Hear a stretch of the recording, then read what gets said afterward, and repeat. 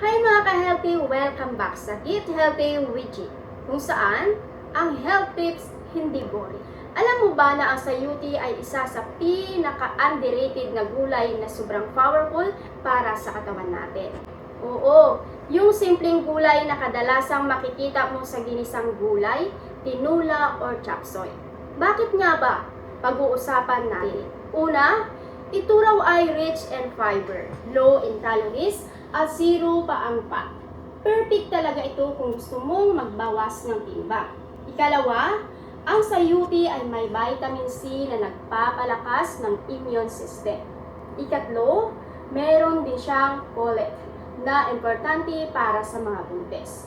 Pang-apat, may potassium din ito na good para sa heart health natin.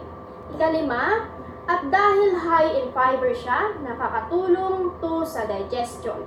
Perfect ito para sa mga constipated dyan. Kaya pala sobrang kilala itong sayuti sa Japan. Alam mo naman ang mga Japanese, sobrang into healthy living. Ginagawa pa nga nila itong salad, pickles, at kahit juice. Kasi nga, ang sayuti ay tumutulong sa pag-lower ng blood pressure, pag-manage ng blood sugar, at pag-detoxify ng katawan. Dito sa Pinas, mura na, madali pang hanapin. Kaya next time na mamalingki ka, huwag mong isantabi ang sayuti. So kung gusto mong maging healthy na hindi masyadong gumastos, sayuti ang sagot. Hanggang sa susunod na Get Healthy with G, dahil kahit simpleng gulay, pwedeng maging superfood. Bye mga ka-healthy!